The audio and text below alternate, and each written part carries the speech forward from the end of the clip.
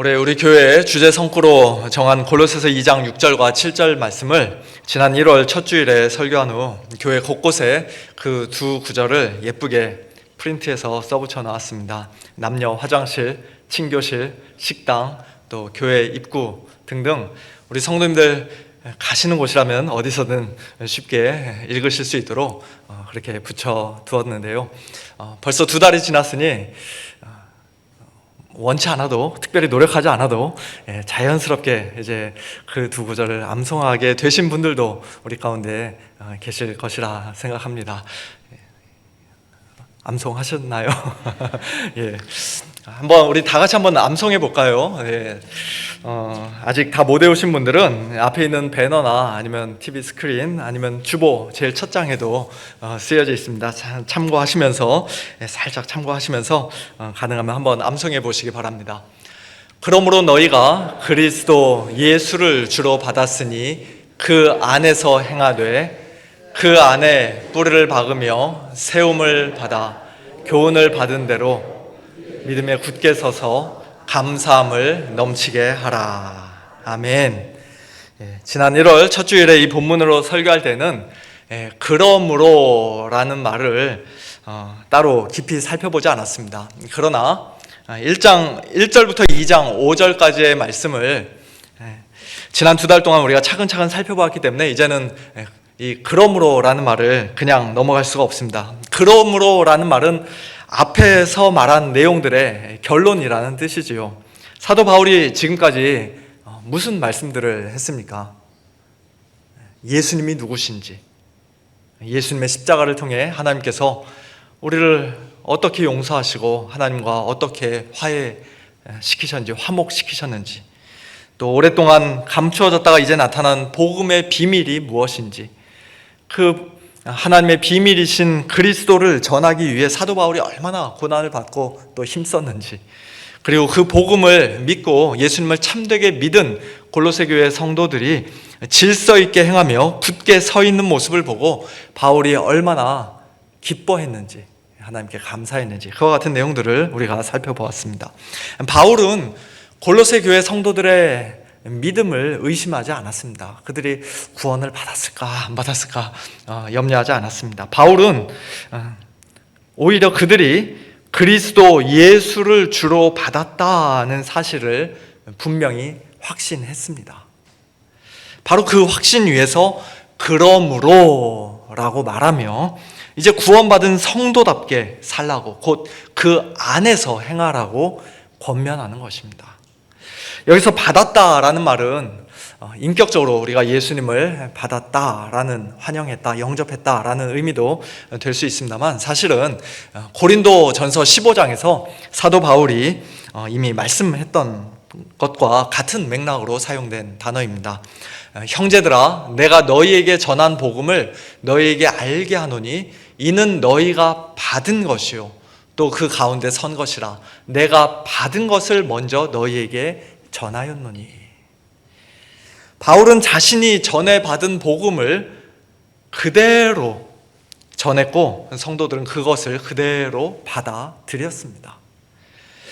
고린도전서 15장에서는 그 복음의 핵심이 예수님의 죽으심과 부활로 요약이 되지만, 오늘 본문에서는 그리스도 예수가 곧 주님이시다라는 고백으로 요약이 됩니다. 예수님은 단지 구약에 약속된 메시아 그리스도이실 뿐만 아니라 우리 죄를 용서해 주시는 구원자이실 뿐만 아니라 우리의 주님이시요 주인이시라는 고백입니다. 하나님과 동일한 주권을 가지신 분, 곧 참 하나님이시라는 고백입니다. 당시 로마 제국 아래에서 살아가던 사람들은 가이사, 시저가 곧 주님이다라고 고백해야 했습니다. 그러나 그리스도인들은 아니다, 로마 황제가 아니라 예수 그리스도께서 우리의 참된 주님이시다 라고 믿음으로 고백했습니다. 순교도 두려워하지 않고 담대하게 고백했습니다. 그것은 단순히 정치적으로 저항하는 그런 차원이 아니라 예수님께서 온 우주의 주권자이심을 인정하는 신앙 고백이었습니다. 그리고 그 고백은 오늘 우리에게도 동일합니다. 우리가 그리스도 예수를 믿는다고 하면서 주님이라고 고백하면서 여전히 내 생각과 내 감정과 내 의지를 앞세우고 내가 내 인생의 주인이 되어 그렇게 살아갈 수는 없습니다. 물론 우리는 연약합니다. 넘어지기도 하고 또 어리석게 범죄하기도 합니다. 이 땅에서 우리의 순종은 아직 불완전합니다. 그러나 그럼에도 불구하고 내 인생은 나의 것이라는 세상의 노래가 이제 더 이상 우리의 노래가 될 수는 없습니다. 우리의 인생은 주님의 것입니다. 로마서 14장에서 사도 바울은 이렇게 말씀합니다. 우리가 살아도 주를 위하여 살고 죽어도 주를 위하여 죽나니 그러므로 사나 죽으나 우리가 주의 것이로다. 이를 위하여 그리스도께서 죽었다가 다시 살아나셨으니 곧 죽은 자와 산 자의 주가 되려 하심이라. 우리의 주님이 되시기 위해 우리를 자기의 것으로 삼으시기 위해 예수님은 죽으셨다가 다시 살아나신 것입니다. 이처럼 그리스도 예수를 주로 받고 예수님을 참되게 믿는 성도들은 주님과 하나로 연합되는 놀라운 특권을 누리게 됩니다. 주님께서 우리 안에 거하시고 우리가 주님 안에 거하는 신비한 연합의 복을 누리게 됩니다. 그러므로 이제 우리의 모든 삶은 원리적으로 그 안에서, 곧 주 안에서 행하는 삶입니다. 바로 그렇기 때문에 사도 바울은 그 안에서 행하라고 권면하고 있는 것입니다. 우리가 할 수 없는 불가능한 일을 하라고 명령하는 것이 아니라 이미 주 안에 거하는 자들이 되었으니 이제 그 완전히 새로워진 신분과 정체성에 합당하게 살라는 것입니다. 주 안에 들어가기 위해서 행하라는 것이 아니라 이미 주 안에 들어온 자로서 행하라는 것입니다. 오늘 본문 7절에서 사도 바울은 그 안에서 행하라는 명령과 관련하여 4가지를 말씀합니다. 지난 1월 첫 주일에 말씀드린 것처럼 이 4가지는 직접적인 명령이 아니라 상태를 묘사하는 형용사와 같이 쓰인 분사들입니다. 그리고 그 가운데 앞에 3가지는 수동태로 되어 있습니다. 즉 성도들이 그 안에 뿌리를 박은 자들이 되었고 세움을 받고 있으며 믿음에 굳게 서게 되는 것은 우리가 스스로 이룬 일이 아니라 하나님께서 우리에게 행하신 은혜의 역사라는 것입니다. 첫 번째, 뿌리를 박으면은 특별히 완료형으로 되어 있는데요. 이미 이루어진 상태를 가리키는 표현입니다. 하나님께서 우리를 그리스도 안으로 이미 옮겨 놓으셨고 우리를 그리스도 안으로 접붙여서 심어 놓으셨고 그 안에 뿌리 내리게 하셨다는 것입니다. 나무가 자기 스스로 걸어가 땅을 파고 자리를 잡고 거기에 뿌리를 박는 것이 아니라 누군가 씨를 뿌리고 심어 주어야 하듯이 하나님께서 우리를 그리스도 안에 심으시고 뿌리 내리게 하셨다는 것입니다. 두 번째, 세움을 받아는 현재형입니다. 지금도 계속되고 있는 일입니다. 이미 놓인 기초 위에 건물이 지금도 계속해서 세워지고 있는 그런 상태를 가리키는 표현입니다. 예수 그리스도라는 견고한 터 위에 하나님께서 우리를 지금도 계속 하나님의 집으로 아름답게 세워가고 계십니다. 세 번째, 믿음에 굳게 서서 역시 현재 수동 대분사입니다. 우리가 스스로 굳게 서야 한다는 의미가 아니라 하나님께서 우리를 사도적 복음 위에 이미 교훈을 받은 대로 믿음에 굳게 서게 하시고 날마다 견고하게 하신다는 뜻입니다. 물론 우리도 굳게 서도록 힘써야 하는 것이 사실입니다. 그러나 근본적으로 우리를 붙들어 주시는 분은 하나님이십니다. 그리스도 안에 있는 성도들이 완전히 넘어지지 않고 구원에서 끊어지지 않는 것은 우리가 우리의 이 연약한 손으로 하나님을 꽉 붙잡고 있기 때문이 아니라 하나님께서, 우리 주님께서 그 능력의 손으로 우리를 든든히 붙잡아 주시고 계시기 때문입니다. 그렇기 때문에 우리가 서 있는 것이죠. 오늘도 서 있고 내일도 서 있을 수 있는 것입니다. 이처럼 하나님께서 우리를 이미 그리스도 안에 뿌리 박게 하셨고 지금도 계속 세워가시며 날마다 믿음에 굳게 서게 하시기 때문에 마지막 4번째 표현이 자연스럽게 따라 나옵니다. 감사함을 넘치게 하라. 네 가지 분사 가운데 이것만 능동태로 쓰였습니다. 앞에 세 가지가 하나님의 은혜의 역사라면 감사는 그 은혜에 대한 우리의 반응이며 응답입니다. 도저히 감사하기 어려운 상황과 또 힘든 고난의 시간일지라도 그리스도 안에서 우리에게 이미 단번에 주어진 하나님의 은혜, 이미 주어졌고 또 지금도 계속해서 주어지고 있는 그 하나님의 놀라운 은혜를 기억할 때 우리는 감사함을 넘치게 할 수 있습니다. 그러므로 그 안에서 행하는 삶은 하나님께 혼날까 두려워 억지로 애쓰는 삶이 아니라, 구원이 취소될까 염려되어 벌벌 떠는 삶이 아니라 오히려 하나님의 풍성한 은혜를 기억하며 그 은혜에 감격하며 감사함으로 살아가는 삶입니다. 하나님께서 먼저 놀라운 일을 행하시고 우리에게 풍성한 은혜를 베풀어 주셨기에 우리는 그 은혜에 진심으로 감사하며 얼마든지 그 안에서 행하는, 주 안에서 행하는 복된 삶을 살아갈 수가 있는 것입니다. 이처럼 하나님께서 우리를 이미 그리스도 안에 뿌리 박게 하셨고 계속해서 세워가시며 또 믿음에 굳게 서게 하신다면, 그래서 그 은혜에 우리가 감사하는 것이 너무나도 마땅하다면 한 가지 질문이 자연스럽게 생깁니다. 그렇다면 왜 바로 이어 8절에서 또 경고하시는가 하는 것입니다. 사도 바울은 누가 철학과 헛된 속임수로 너희를 사로잡을까 주의하라고 경고합니다. 여기서 사로잡다라는 말은 전쟁 용어입니다. 전리품처럼 끌고 가다, 포로로 붙잡아 가다라는 뜻입니다.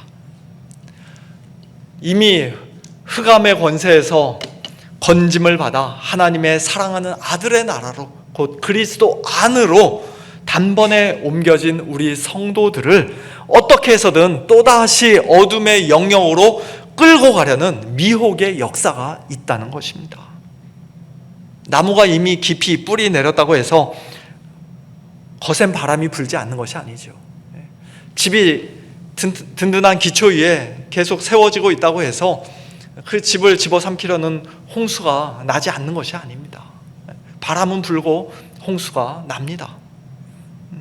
나무를 흔드는 거센 바람과 또 집을 무너뜨리려는 그 홍수가 무엇입니까? 사도 바울은 그것을 바로 철학과 헛된 속임수라고 말씀합니다. 여기서의 철학은 오늘날 우리가 흔히 생각하는 학문으로서의 철학과는 다소 좀 다릅니다.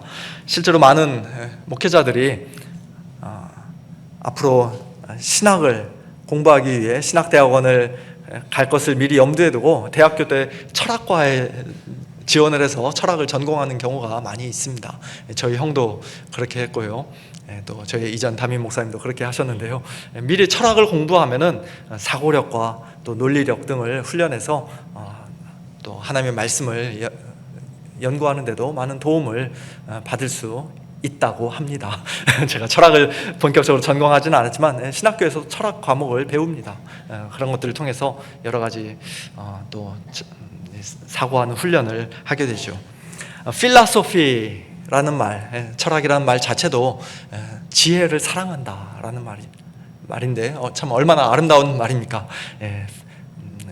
필로스, 사랑한다는 것 말과 소피아, 지혜를 사랑하는 것이 곧 철학입니다. 철학 그 자체가 문제가 아니라, 철학이라는 이름이 문제가 아니라 그 내용이 지금 문제라고 사도 바울이 말씀하고 있는 것입니다. 그리스도와 아무 상관없는 지혜, 곧 그리스도를 대체하거나 그리스도 위에 무언가를 덧붙이려는 모든 사상과 체계가 문제입니다. 겉으로 보기에는 더 깊어 보이고 더 세련되어 보이고 더 지혜로워 보일지라도 만일 그것이 사람의 전통과 세상의 초등학문을 따를 뿐 그리스도를 따르는 것이 아니라면 그런 철학은 결국 헛된 속임수에 불과합니다.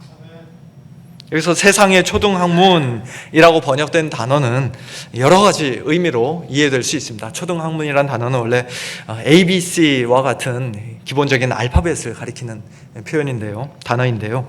여기서는 우주를 구성하는 기본 요소들이나 천체들을 의미할 수도 있고, 또 당시 사람들이 두려워하던 어떤 영적인 세력들, 이 세상을 다스리고 지배한다고 생각했던 그런 영적인 존재들을 가리킬 수도 있습니다. 2장 10절에 예수님께서 모든 통치자와 권세의 머리시다라고 할 때 모든 통치자와 권세가 그와 같은 영적인 존재들이라고 할 수 있습니다.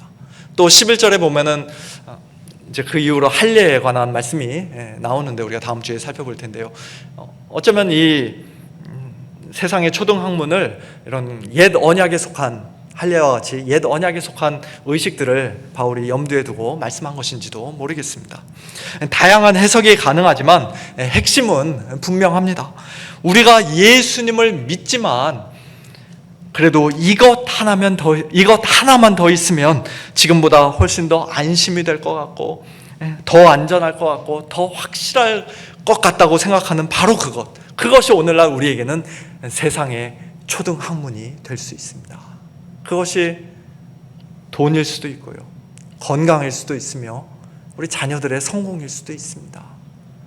주위 사람들의 칭찬이나 인정이 될 수도 있고, 어떤 특별한 영적인 체험이나 은사가 될 수도 있으며, 교회의 오랜 전통이나 눈에 보이는 성장이 될 수도 있습니다. 그 자체로는 나쁜 것이 아니지만, 얼마든지 좋은 것이 될 수 있지만, 그러나 그것을 예수님 옆에 갖다 붙일 때, 예수님만으로는 부족하니까 이것도 함께 있어야 된다고 생각할 때, 그리스도 플러스 알파를 말할 때 우리는 철학과 헛된 속임수에 서서히 미혹되어 가고 있는 것입니다. 그리스도를 따르는 길에서 거기서 벗어나게 만드는 그런 철학과 헛된 속임수로 우리가 미혹을 받는 것입니다. 그것이 아무리 그럴듯해 보이고 또 합리적이고 현실적으로 보일지라도, 만일 그것이 그리스도 한 분으로 충분하다는 믿음에서 우리를 서서히 멀어지게 한다면 그것은 사람의 전통이요 또 세상의 초등학문이 될 수 있습니다. 그래서 바울은 미리 조심하라고 말씀하는 것입니다. 이미 구원받은 성도들을 위협해서 불안하게 만들려는 것이 아니라 그리스도 한 분으로 충분하다는 확신이 흔들리지 않도록 그들을 붙들어주기 위함입니다. 너희는 이미 그리스도 안에 있다. 그러니 다른 데서 만족과 안정과 확실함을 찾으려 하지 마라. 이미 충분하다. 주님 한 분만으로 충분하다 라고 말씀하는 것입니다. 왜 그리스도 한 분으로 충분합니까? 왜 우리는 오직 그리스도만을 붙잡고 따라야 합니까? 9절에서 사도 바울은 그 이유를 분명하게 밝힙니다. 9절은 원문에서 왜냐하면이라는 말로 시작하는데요. 왜냐하면 그 안에는, 그리스도 안에는 신성의 모든 충만이 육체로 거하시기 때문입니다. 그리스도는 단지 하나님과 비슷한 분이 아니십니다. 하나님과 유사한 본질을 가지고 계신 존재가 아닙니다. 그분 안에는 신성의 모든 충만, 곧 하나님의 참된 본질의 그 모든 충만이 육체로 거하십니다. 여기서 거하신다는 말은 일시적으로 잠깐 머문다는 뜻이 아닙니다. 지금도 계속해서 거하신다는 의미입니다. 신성의 충만이 잠시 임했다가 승천하실 때는 벗어버리고 떠난 것이 아니라 그리스도의 인격 안에 영구히 영원토록 거하시는 것입니다. 다시 말해 예수님은 사람이 되어 이 땅에 오신 하나님이십니다. 우리 방금 전에 찬송가 32장 부를 때 사람이 되신 하나님, 우리가 찬양하지 않았습니까? 하나님 50%, 사람 50%가 섞여 있는 존재가 아니라 100% 참 하나님이시며 동시에 100% 참 사람이신 분입니다. 한 인격 안에 완전한 신성과 완전한 인성이 존재합니다. 신성과 인성이 혼합되거나 뒤섞인 것이 아니라 서로 분리되거나 나뉜 것도 아니라 구별되되 나뉘지 않고 또 연합되되 혼합되지 않는 신비한 방식으로 연합을 이루고 계십니다. 이 신비는 피조물에 불과한 우리의 이성으로는 도무지 다 이해할 수도 없고 설명할 수도 없는 그러한 연합입니다. 아마 천국에 가서도 우리는 이 신비를 영원토록 끊임없이 찬양할 뿐 우리가 완전히 다 파악할 수는 없을 것입니다. 본래 근본 하나님이신 분이 삼위일체 하나님의 제2위이신 성자께서 우리와 같은 참된 인성을 취하셨습니다. 죄는 없으시되 우리와 동일한 인성을 취하셨고 우리와 똑같은 사람이 되셨습니다. 그 안에 신성의 모든 충만이 육체로 거하시는 것입니다. 이 진리를 사도 요한은 요한복음 1장 14절에서 이렇게 말씀합니다. 말씀이 육신이 되어 우리 가운데 거하심에 우리가 그의 영광을 보니 아버지의 독생자의 영광이요 은혜와 진리가 충만하더라. 태초부터 하나님과 함께 계셨던 말씀, 곧 하나님이신 그 말씀이 육신이 되어 우리 가운데 거하셨습니다. 장막을 치고 마치 구약에서 하나님의 영광이 성전 안에 성소 안에 있었던 것처럼 그 영광의 하나님이 예수님께서 우리 가운데 거하셨습니다. 연약한 육체를 입고 고난 가운데 계셨지만 십자가와 부활을 통해 그 찬란한 영광이 드러났습니다. 곧 아버지의 독생자의 영광이요 은혜와 진리가 충만한 영광입니다. 한마디로 말해서 예수님과 같은 분은 이 세상에 아무도 없습니다. 아무리 뛰어난 천재라도, 아무리 도덕적으로 훌륭한 사람이라도, 아무리 위대한 철학자나 종교 지도자라 하더라도 그 안에 신성의 모든 충만이 육체로 거하시는 분은 오직 예수 그리스도 한 분뿐이십니다. 그러므로 오직 예수님만이 우리의 유일한 구원자가 되실 수 있는 것입니다. 오직 그리스도만이 하나님과 사람 사이의 유일한 중보자가 되실 수 있는 것입니다. 오직 그분만이 우리의 충분하고 완전한 구원이 되실 수 있는 것입니다. 바로 그렇기 때문에 사도 바울은 오늘 본문 마지막 10절에서 이렇게 선언합니다. 너희도 그 안에서 충만하여졌다. 이 말씀을 오해해서는 안 됩니다. 이것은 우리가 신적인 존재가 되었다는 뜻이 아니지요. 그리스도의 신성이 우리에게 전달되어 우리 안에도 신성이 있다는 그런 의미가 아닙니다. 그런 뜻이 아니라 우리가 그리스도 안에 있기 때문에 그 안에서 우리가 충만해졌다는 것입니다. 충만 그 자체이시며 충만의 근원이신 그리스도와 연합되어 있기 때문에 우리가 충만한 자들이 되었다는 것입니다. 마치 강가에 심긴 나무의 뿌리가 강물, 그 물 근원에 연결되어 있기 때문에 그 나무가 마르지 않고 때를 따라 잎사귀를 내고 또 아름다운 과실을 맺는 것처럼 또 몸이 머리에 연결되어 있기 때문에 생명을 유지하는 것처럼 우리는 그리스도와 연합되어 있기 때문에 충만합니다.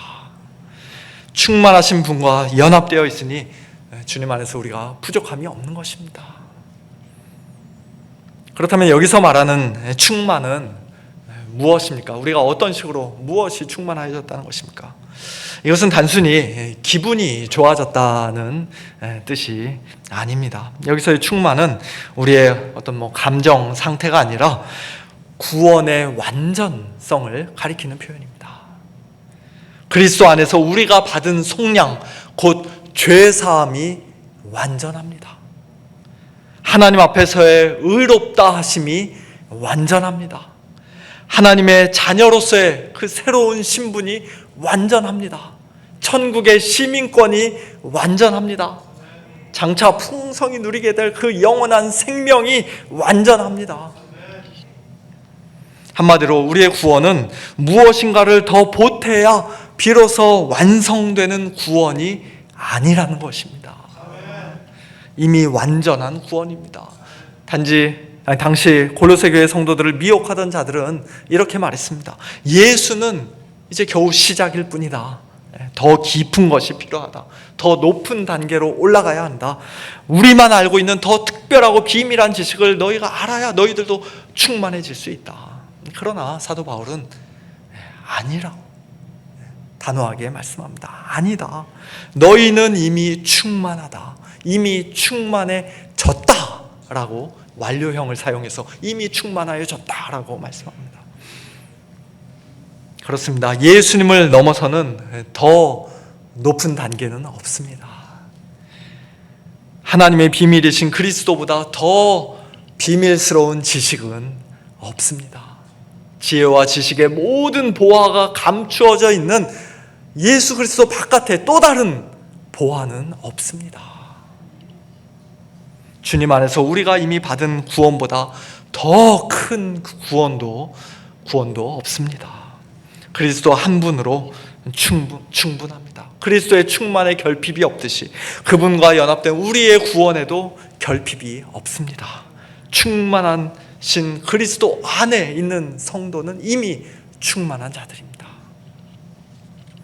사도 바울이나 베드로가 우리보다 더 하나님 앞에서 많이 의롭다 하심을 받은 것이 아닙니다. 예수님께서 그들을 용서해 주시기 위해서 피를 1리터 쏟으시고 우리에게는 겨우 한 방울만 쏟아주신 것이 아닙니다. 그들은 주님과 완전한 연합을 누렸던 사람들이고 우리는 아직 겨우 반쪽짜리 연합을 누리고 있는 한 다리만 걸치고 있는 그런 것도 아닙니다.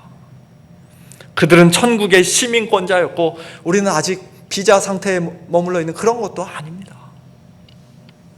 그리스도 안에 있는 성도는 구원을 위해 다른 것을 더 필요로 하지 않습니다. 더 보태지 않아도 됩니다. 더 높은 단계로 올라가지 않아도 됩니다. 이미 충분합니다. 이미 충만해졌습니다. 우리가 대단해서가 아니라 충만하신 그리스도 안에 있기 때문입니다. 마지막으로 한 가지만 더 생각해보고 이제 오늘 말씀을 맺겠습니다. 우리는 분명 그리스도 안에서 이미 충만해진 자들입니다. 믿으시죠? 아멘입니다. 우리의 구원은 확실합니다. 안전합니다. 완전합니다. 그렇다면 왜 우리는 여전히 성령 충만, 감사 충만, 기쁨 충만, 또 사랑 충만, 그와 같은 충만을 구하며 살아가야 하는 것일까요? 그 이유는 우리가 중생과 칭의에 있어서는 이미 충만하지만 성화에 있어서는 그 충만을 점점 더 온전히 맛보고 누리고 또 드러내며 살아야 하기 때문입니다. 그리스도 안에서의 우리의 변화된 신분은 완전합니다. 우리는 이미 새로운 피조물입니다. 그러나 우리의 삶은 여전히 연약합니다. 우리는 그리스도의 장성한 분량에 이르기까지 계속해서 자라가야 합니다. 그러므로 우리는 우리에게 전혀 없는 것을 달라고 구하는 것이 아니라 이미 그리스도 안에서 충만하게 주어진 것을, 그리스도 안에 충만히 들어있는 것을 더 풍성히 누리게 해달라고, 날마다 그것을 경험하며 살게 해달라고 구하는 것입니다. 우리가 성령 충만을 구하는 이유는 아직 성령이 우리 안에 계시지 않기 때문이 아니라 이미 우리 안에 거하시는 성령께서 우리의 말과 행동, 우리의 마음과 말과 행동을 더욱더 온전히 주장하시도록 우리 자신을 성령님께 겸손히 내어드리는 것입니다.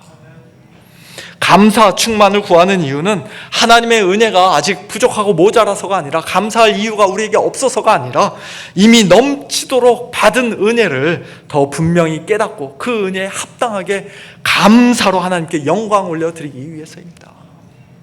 기쁨 충만을 구하는 이유는 아직 구원이 불완전해서가 아니라, 불확실해서가 아니라 이미 완전한 구원을 받은 자로서 그 구원의 은혜를 날마다 새롭게 기억하고 확신 가운데 살아가기 위해서입니다.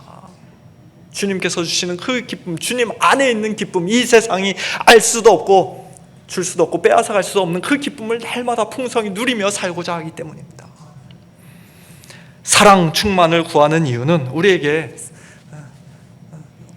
전혀 사랑이 없어서가 아니라 우리 스스로 안에는 없었지만 하나님께서 이미 그리스도 안에서 풍성한 사랑을 쏟아 부어주셨는데, 십자가로 말미암아 하나님의 사랑을 이미 확증해 주셨는데, 그 사랑을 날마다 더욱더 깊이 경험하면서 그 사랑의 바다에 깊이 잠겨 이제 우리의 온 마음과 목숨과 뜻과 힘을 다하여 하나님을 사랑하고, 그 사랑으로 하나님을 사랑하고 또 우리 이웃을 우리 자신과 같이 사랑하며 하나님께 받은 그 사랑을 우리 주위 사람들에게도 나눠주고 흘려보내기 위해서입니다.